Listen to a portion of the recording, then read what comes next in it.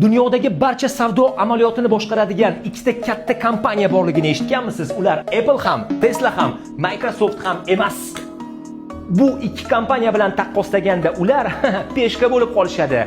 Bu ikki kompaniya, diqqat qiling, 17 trillion dollar miqdoridagi aktivlarni boshqaradi. Bu butun boshli Xitoy davlatining VVPsiga to'g'ri keladi.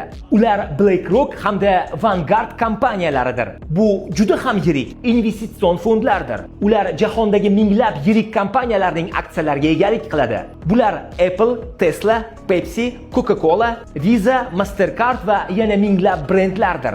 Shu bois siz yoki tanishingiz har kuni nimadir sotib olayotganingizda bilingki, bu ikki kompaniya faqat boyib boradi. Ammo yana bir qiziq jihati, ulardan biri boyisa, albatta ikkinchisining ham puli ko'payadi. Negaki ularning har ikkisi ham bir-biriga tegishli bo'lgan aksiyalarning ko'p miqdordagi egasi hisoblanadi. Agar mavzu sizga ma'qul kelgan bo'lsa, like bosib, bu videoni kimlarga yuborib qo'yishni juda yaxshi bilasiz.